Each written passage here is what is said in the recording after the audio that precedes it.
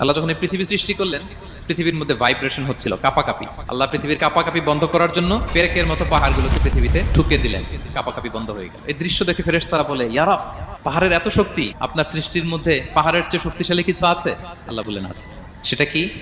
আল্লাহ বললেন সেটা লোহা, কারণ লোহা দিয়ে পাহাড় কাটা যায়, ঠিক কিনা? লোহার কথা শুনে ফেরেশতারা অবাক।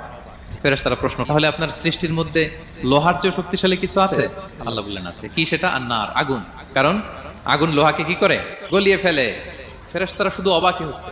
ফেরেশতারা বলে, আগুনের চেয়ে শক্তিশালী কিছু আছে? আল্লাহ বলে আছে, আলমা, পানি।